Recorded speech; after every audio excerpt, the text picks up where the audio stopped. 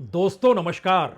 भारत के समाज का ताना बाना जिस तर्ज पर बुना हुआ है, उस ताने बाने को तोड़कर क्या इस देश में कोई अपने बूते अपनी राजनीति खड़ा कर सकता है, या उस राजनीति के आश्रय अपने बूते सत्ता में आ सकता है?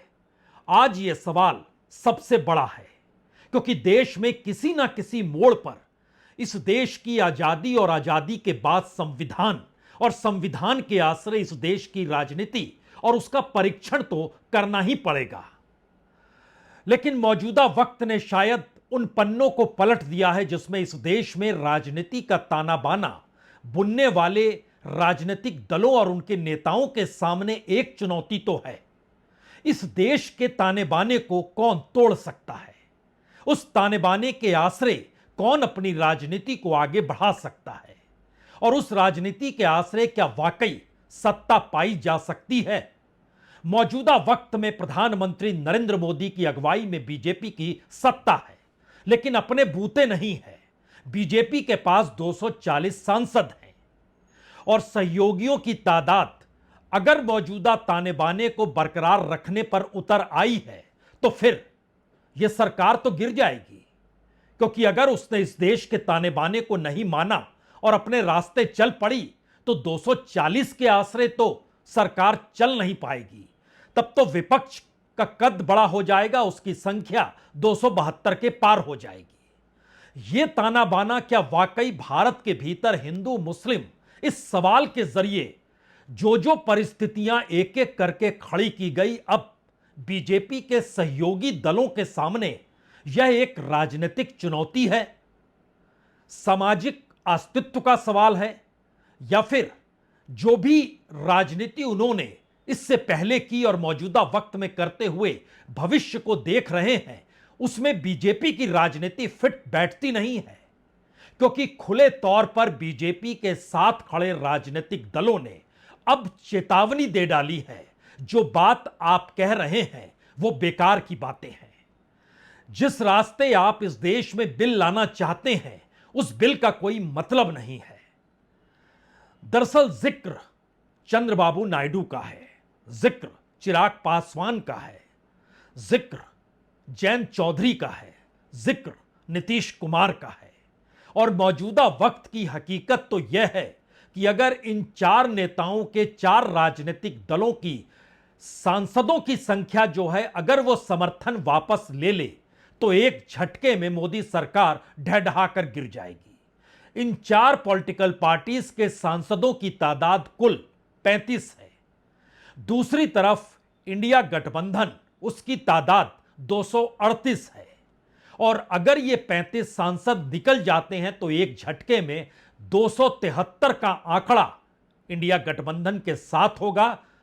तो क्या बीजेपी इस बात को समझ चुकी है, या फिर अब वो तिकड़मों के आश्रय उस राजनीति को साधना चाहती है जिसमें बिल को लेकर या कहीं विधेयक को लेकर, जिसमें इस देश के भीतर हिंदू मुस्लिम के मुद्दे को लेकर या माइनॉरिटीज या मुस्लिमों के सवालों को लेकर वह संभल संभल के चलेगी, झुक रही है, या मान चुकी है कि अपने बूते मुश्किल होगा?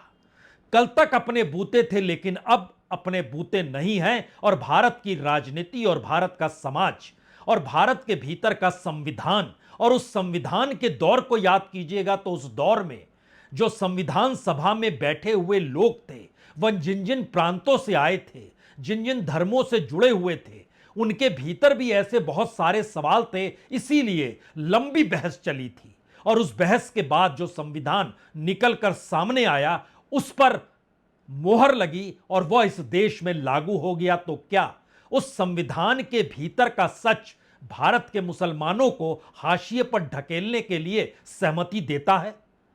वक्फ बोर्ड का कानून बदल दिया जाए, खुले तौर पर चंद्रबाबू नायडू ने ऐलान कर दिया और खुले तौर पर कहा कि वक्फ की संपत्ति पर कोई आंच नहीं आनी चाहिए, नहीं आएगी। और अदालत भी इस दिशा में जब जब आंध्र प्रदेश में आगे बढ़ी तो वह विरोध में खड़े हुए और उन्होंने अदालत के निर्णय को भी पलटवाया है।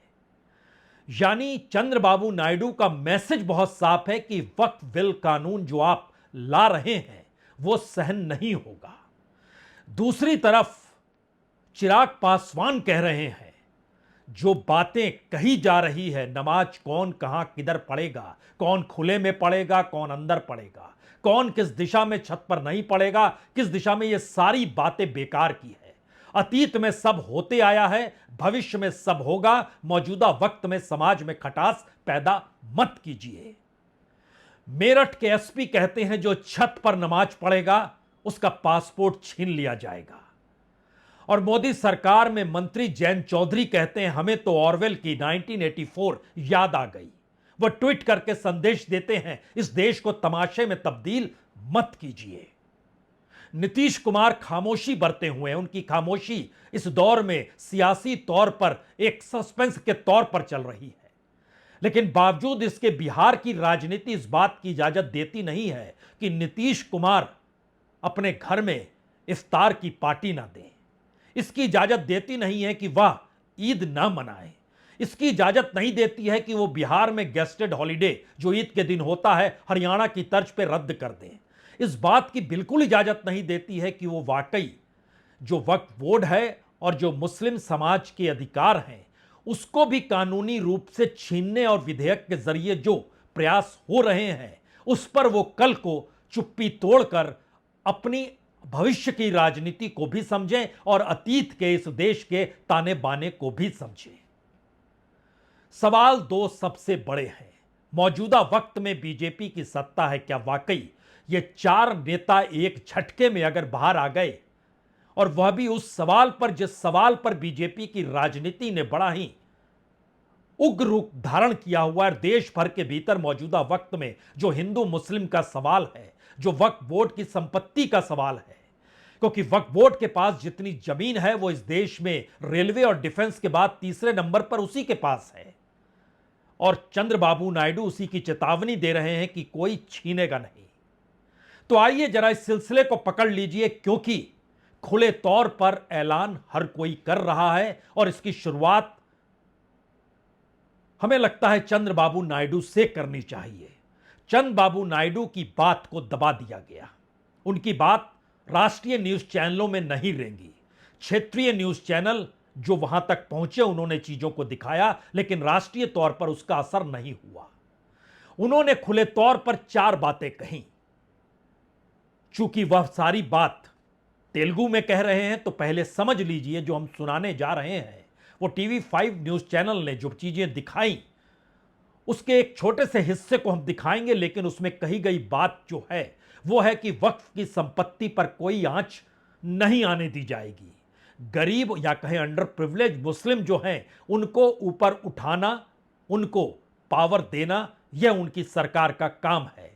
अल्पसंख्यकों के कल्याण की खातिर हर योजना वह खुले तौर पर बताएंगे, और बड़ा महत्वपूर्ण है जिन बातों को वो कह रहे थे वो सारी बातें एक कागज में लिख कर आए थे कि जिससे उनका ध्यान इधर उधर नहीं भटके, और इस देश के भीतर बीजेपी जिस राजनीति को साधना चाह रही है उसमें वो जानते हैं कि उनकी मौजूदगी दिल्ली की सत्ता को टिकाए रखने के लिए, और देश भर के भीतर ये सवाल उनको लेकर उठने लगे हैं क्या वो इस रास्ते पर बीजेपी का साथ देंगे।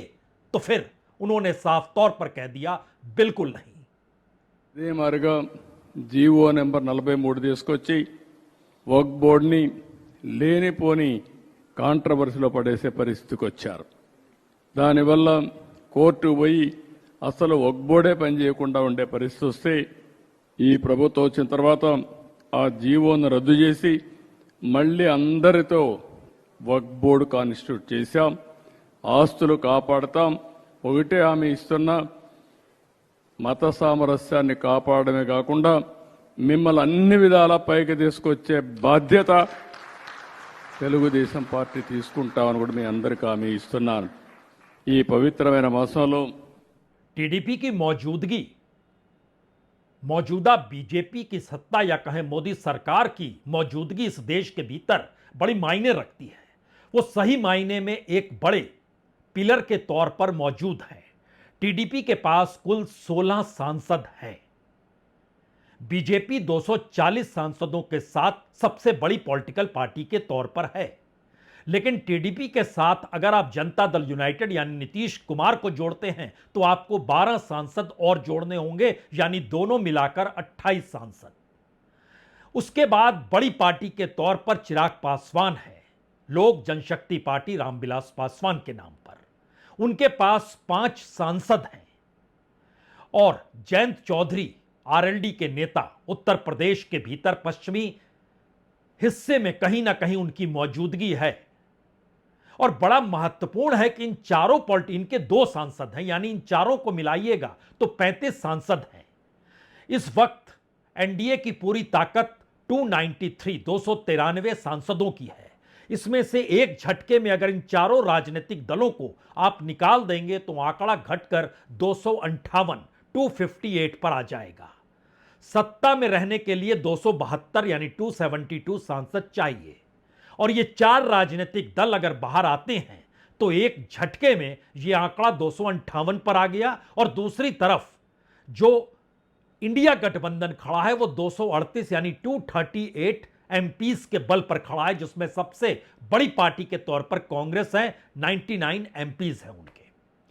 वहां पर अगर ये 35 सांसद शिफ्ट हो जाते हैं तो एक झटके में इंडिया गठबंधन की ताकत यानी विपक्ष की ताकत 273 पर पहुंच जाएगी।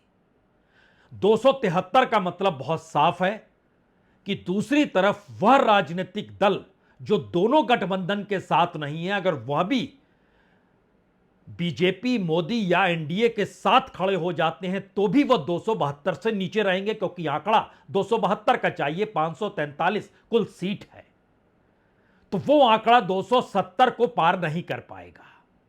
यह मैसेज बहुत साफ है, क्योंकि लोकतंत्र पार्लियामेंट के भीतर हिसाब किताब यानी मैथमेटिक्स के आश्रय चलता है। लेकिन इस मैथमेटिक्स के बीच में जब गठबंधन की सरकार होती है या गठबंधन का साथ होता है तो वो ताना बाना अलग अलग विचारधाराओं को साथ लेकर चलने का होता है। अटल बिहारी वाजपेयी के साथ 38 राजनीतिक दल थे। उस दौर में उन्होंने 3 मुद्दों को ठंडे बस्ते में डाल दिया। वो अयोध्या का मुद्दा था, धारा 370 थी, कॉमन सिविल कोड था। इस दौर में ये तीनों मुद्दे जब बीजेपी पूर्ण बहुमत के साथ सत्ता में आई, उसने डब्बा खोला और सबको सामने लाकर खड़ा कर दिया। और ये सारी चीजें बतलाती हैं कि मौजूदा वक्त में अपने बूते बीजेपी सत्ता में नहीं है और सरकार धड़धड़ाकर गिर जाएगी, क्योंकि इन चारों राजनीतिक दलों की राजनीति का जो ताना बाना है वह उस समाज के भीतर समाया हुआ है जिसमें कमोवेश संविधान के हिसाब से हर धर्म के लोगों को एक बराबर समझने की स्थिति में संविधान लेकर आया है। और वो ताकत हर नागरिक के तौर पर एक बराबरी का सभी को देता है। लेकिन बड़ा सवाल यह है कि ये सारे मुद्दे एक झटके में उस कानून के राज को खारिज कर बैठे जो कि संवैधानिक परिस्थितियों के साथ इस देश के भीतर हर राजनीतिक दल को पनाह दिए हुए था। हमने जानबूझ के अपने पीछे आज किताबें चंद रखी हैं। उसमें नेहरू का जिक्र है, उसमें सरदार पटेल का जिक्र है, उसमें जयप्रकाश नारायण के आंदोलन का जिक्र है, उनकी विचारधारा का जिक्र है। दलित आंदोलन इस देश के भीतर कैसे पनपे, किस रूप में पनपे और उसमें पासमानदा समाज का क्या योगदान और पासमानदा के आश्रय जो परिस्थितियां इस देश के भीतर में बनी उसका पूरा ताना बाना है। यानी सामाजिक परिस्थितियों के साथ देश की आजादी के बाद से इस देश के उस सामाजिक आर्थिक ताने बाने को राजनीति ने कभी छेड़ा नहीं जो मौजूदा वक्त में छेड़ रही है। शायद इसीलिए इस दौर में मीडिया ने जब सवाल करना बंद कर दिया तो मीडिया के भीतर के सवाल ऐसे होने लगे जो मौजूदा बीजेपी या कहे मोदी की सत्ता को कहीं ना कहीं ऑक्सीजन दे, उनके साथ खड़े हुए नजर आए। और शायद इसीलिए पहली बार खुले तौर पर राष्ट्रीय न्यूज चैनल में इंटरव्यू देते वक्त चिराग पासवान ने खुले तौर पर यह कहना उचित समझा कि बताएं कि इस देश के भीतर में जो नमाज पढ़ने तक को लेकर बहस हो रही है वो कितनी बेकार की बहस है। क्योंकि इससे पहले जयंत चौधरी ने अपने ट्वीट के जरिए यह जानकारी दी है, लगता है जैसे ऑरवेल का 1984 चल रहा है, जो एक लिहाज से इंडियन पॉलिटिकल सिस्टम पर सटायर के तौर पर लिया गया। लेकिन इसको खुले तौर पर चिराग पासवान ये कहने से चूके नहीं। राष्ट्रीय न्यूज चैनल टाइम्स नाउ उसके मंच पर बैठे हुए जब एंकर ने यह सवाल किया और उनका सवाल इस रूप में था कि आप विरोध कीजिए, तो उन्होंने इस पूरे सवाल को लेकर कहा, आप कैसी बहस कर रहे हैं, हम 21वीं सदी के व्यक्ति हैं, हमें लगता है खुद सुनिए। जिन बातों का चिराग पासवान ने जिक्र किया, इस दौर में यह बड़ा मायने रखता है। भाई मुझे लगता है सब फालतू की बातें हैं, इस पे चर्चा भी नहीं करनी चाहिए, कोई मतलब नहीं बनता इन सारी बातों का। आज देश में बड़े बड़े विषय हैं जिसको लेकर हम लोग को चर्चा करनी चाहिए, और दिक्कत ये होती है कि जब हम लोग ऐसी बेमानी बातों के ऊपर जब हम लोग चर्चा करने लगते हैं, बिना मतलब इससे समाज में, देश में एक तनाव का वातावरण बनता है, एक असहमति का वातावरण बनता है, बिना मतलब के संप्रदाय, अलग अलग लोगों के बीच में टकरारें पैदा होती हैं। कोई मतलब नहीं है, जिसको जो जैसे करना है इतने वर्षों से करते आए हैं ना, करते रहेंगे। पर आज जब बड़े एजेंडे हैं, आज देख लीजिए, अगर ये सारी बातें नहीं हो रही होती तो संभवतः आप मुझसे पूछते कि आपने as a food processing minister इतने महीनों में क्या किया। और चिराग भाई, ये सारी चीजें सेकेंडरी हो जाती हैं। चिराग भाई, जिसको आप फालतू बात बता रहे हैं वो तो आपके ही सहयोगी दल के लोग कर रहे हैं ना। पर मैं नहीं सहमत हूं ना, मैं यही तो मैं जिक्र कर रहा हूं। भाई देखिए, मैं 21वीं सदी का पढ़ा लिखा ही हूं, मुझे इन सब बातों से, और मैंने इस बात को बोलते बोलते मैंने कहा है कि धार्मिक विषयों में नहीं इंटरफेयर करना चाहिए, वो व्यक्तिगत आस्था का विषय है। मैंने जब इफ्तार दिया, मैं तिलक लगा के गया हूं। अब उसको लेकर अगर ये विवाद खड़ा किया जाए, भाई मेरी आस्था है ना इस पेपर, वो मेरी व्यक्तिगत आस्था है। मैं आपके धर्म का सम्मान करने के लिए मैं अपने धर्म के संस्कारों को तो नहीं भूलूंगा ना। बट ये सारे बंद कमरे के पीछे की बातें हैं ना, ये व्यक्तिगत आस्था का विषय है। कईयों की आस्था होती है, कईयों की नहीं होती। कितने हिंदू हैं जो तिलक नहीं लगाते हैं, तो क्या वो हिंदू नहीं है? बट ये सारी व्यक्तिगत आस्था का विषय, इसको क्यों सार्वजनिक तौर पर या इसको क्यों जनरलाइज करने का प्रयास किया जा रहा है? मैं अपने सहयोगियों की भी मैं बात कर रहा हूं, अगर आप उनका भी नाम लेकर बोल रहे हैं कि वो लोग ये करते हैं, मैं इस राजनीति से सहमत नहीं हूं। मैं मानता हूं कि आज की तारीख में there are bigger issues, there are bigger things that needs to be addressed and we need to talk about that rather than just talking about Hindu and Muslim. Chirag Paswan को सुनकर आप दो सवाल तो कर सकते हैं कि चिराग पासवान अपनी राजनीतिक जमीन बचाने के लिए यह काम कर रहे हैं या बोल रहे हैं, या फिर बिहार की राजनीतिक जमीन ही नहीं बल्कि इस देश की सामाजिक आर्थिक परिस्थितियां इस बात की इजाजत देती नहीं है, जो बीजेपी जिस रास्ते पर चल पड़ी और एक बड़ी खटास, बड़ी मोटी लकीर के आसरे इस देश के समाज के भीतर खींचने की कोशिश लगातार हो रही है। ऐसी परिस्थिति इस देश के भीतर कभी नहीं थी। इस देश में आंदोलन हुए, इस देश के भीतर दंगे भी हुए, इस देश के भीतर दंगों के आश्रय राजनीति भी हुई और धर्म के आश्रय वोटों का ध्रुवीकरण करने की बहुतेरी कोशिश भी हुई। लेकिन अयोध्या आंदोलन के वक्त भी ऐसी परिस्थिति आई नहीं थी, उसमें भी चीजें केंद्रित थी। लेकिन फिर ऐसी कौन सी परिस्थिति आ गई जिसमें मौजूदा वक्त शायद खुले तौर पर इस बात का ऐलान कर रहा है कि हम यही चाहते हैं और इसी को हम पत्थर की लकीर के तर्ज पर खींच डालेंगे।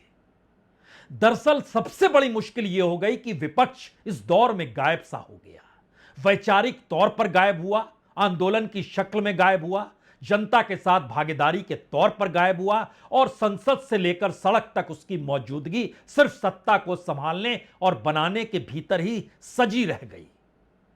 इसीलिए कोई चुनौती जब विपक्ष से नहीं मिलेगी तो बीजेपी के भीतर के अंतर्विरोध, उनके भीतर का टकराव, उनके भीतर सत्ता को एक दूसरे से हटकर अपने लिए बनाने की कोशिश, और उसमें जो कड़े चेहरे होंगे, बड़े चेहरे होंगे, जो सामान्य तौर पर परिस्थितियों को देखते होंगे, जो मानते होंगे कि नहीं सबको साथ लेना है, शायद इन परिस्थितियों के बीच आरएसएस भी कई मौकों पर भटकी है। संघ ने कभी सबको अपना माना, कभी मुसलमानों को दरकिनार भी किया।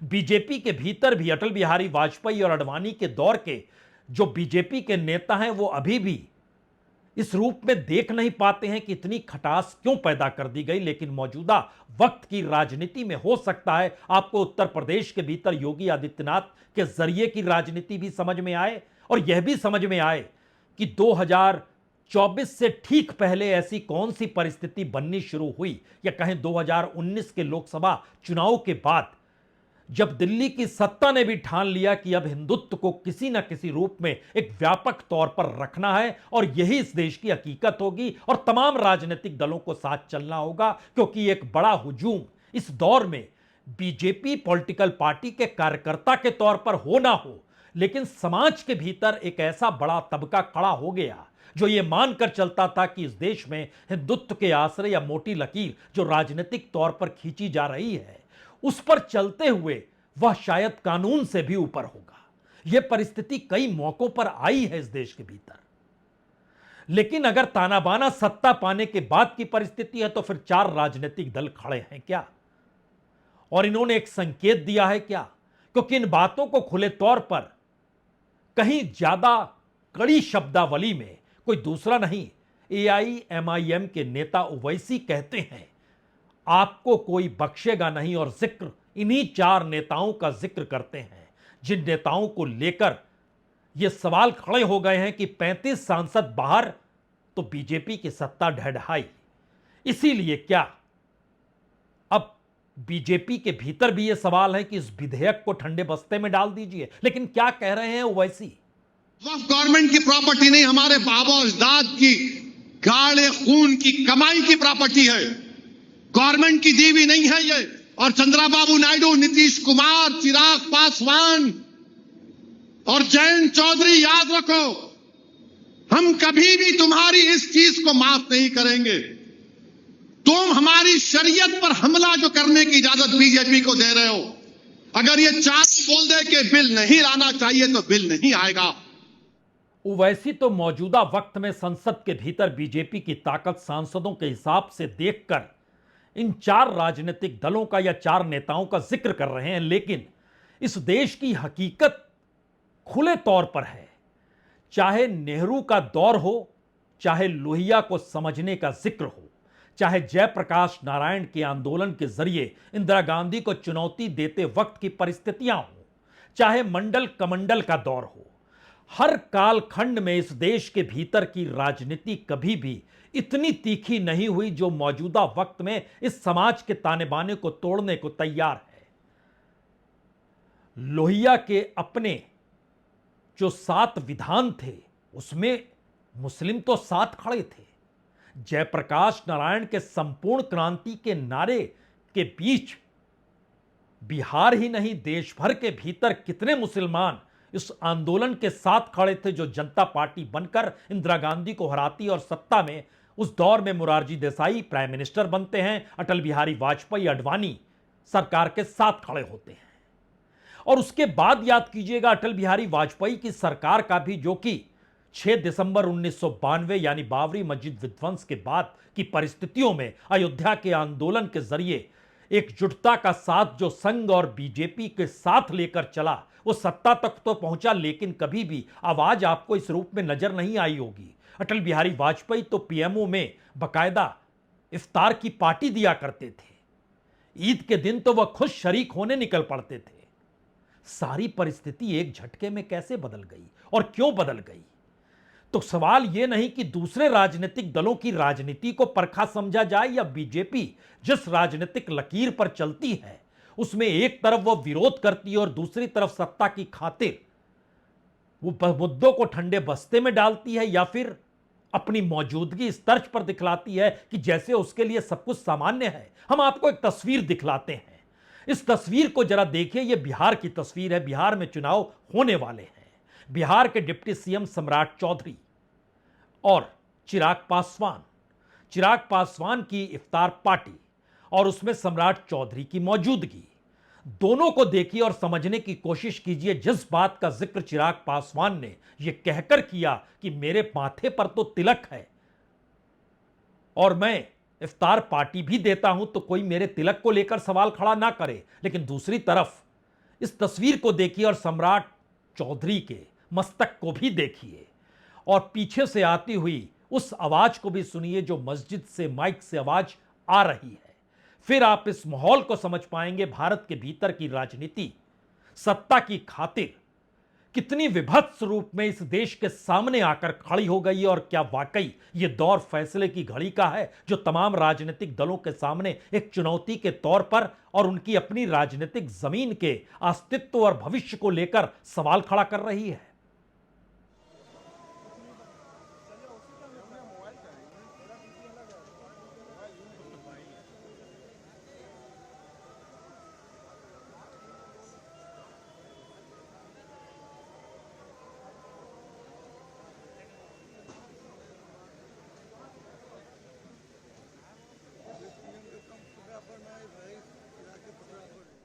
तो क्या भारत की सत्ता इस देश की सबसे बड़ी विचारधारा है? और सत्ता पाने के लिए या सत्ता को बरकरार रखने के लिए या सत्ता तक पहुंचने के रास्ते इस देश की उस सामाजिक अवधारणा को खत्म कर देते हैं जो बकायदा इस देश के भीतर संविधान निर्मित किया गया। बरसों बहस की गई। उस बहस में शामिल लोग जो हर प्रोविंस के थे, अलग अलग राज्यों के थे, उसमें यूनाइटेड प्रोविंस के सबसे ज्यादा 55 लोग थे। मद्रास से आए हुए लगभग 49 मेंबरान थे। उस दौर को याद कीजिएगा तो आपके जहन में आ सकता है मुंबई के 21 लोग थे, वेस्ट बंगाल से 19 लोग आए थे, बिहार के 36 लोग थे, सीपी एंड बरार के 17 लोग थे, असम से 8 लोग आए थे।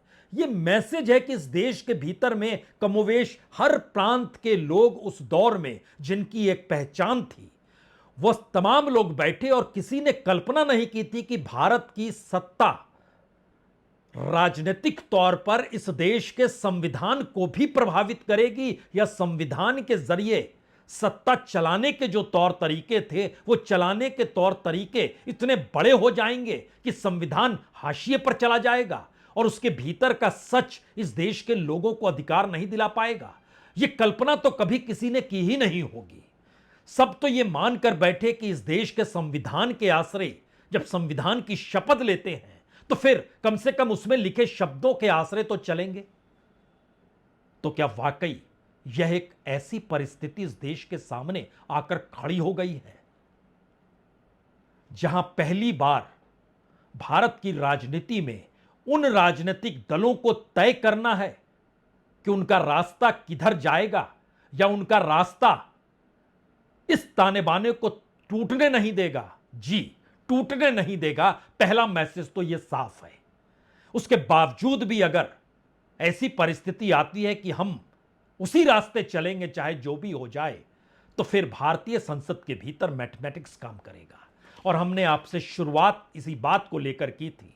टीडीपी के 16 सांसद, जनता दल यूनाइटेड के 12 सांसद, एलजेपी लोक जनशक्ति पार्टी यानी चिराग पासवान के 5 सांसद, आरएलडी के 2 सांसद, 35 सांसदों का ये हुजूम एक साथ अगर एक झटके में निकल जाए और समर्थन दे दे विपक्ष को, तो इस देश की सियासत बदल जाएगी। और दूसरा बड़ा मैसेज यह भी है कि अगर यह चुनौती दे दें और बीजेपी की सत्ता समझ जाए कि उसकी सत्ता जा रही है जो वो जाने देना चाहेगी नहीं, तो फिर उस दिशा में वो कदम नहीं बढ़ाएगी जिसके जरिए संवैधानिक तौर पर और भारत के पीढ़ियों से चले आ रहे उस समाज के ताने बाने को वो बरकरार रखेगी। और यह चाहे पश्चिमी उत्तर प्रदेश में जैन चौधरी के वोटर हों या माहौल हो, चंद्रबाबू नायडू के आंध्र प्रदेश से तेलंगाना तक के वोटर हों या फिर वहां की आर्थिक सामाजिक परिस्थितियां हो, बिहार के भीतर नीतीश कुमार और चिराग पासवान की यह सोच हो जिसके जरिए जिस राजनीति को उन्होंने पढ़ा, चाहे नीतीश ने कर्पूरी ठाकुर के जरिए पढ़ा, चाहे चिराग पासवान ने रामविलास पासवान के जरिए समझा, और दोनों ने जयप्रकाश नारायण की परिस्थितियों को जाना और उससे पहले राम मनोहर लोहिया को जाना गया या सरदार पटेल को जाना गया या नेहरू को समझा गया, तो फिर इस देश के ताने बाने को बरकरार रखना ही होगा। यह चेतावनी तो दे दी गई है। कुछ इंतजार और किया जाए या यह मान लिया जाए कि सियासी तौर पर पहली बार बीजेपी जिस धारा और जिस विचारधारा के आश्रय चलना चाहती है सत्ता तक, उस धारा और विचारधारा पर इस देश के संवैधानिक परिस्थितियों ने उस राजनीति को चेता दिया है, या तो संभल जाइए या फिर भविष्य में आप नेस्ता नाबूद हो जाएंगे। बहुत बहुत शुक्रिया, बहुत बहुत शुक्रिया।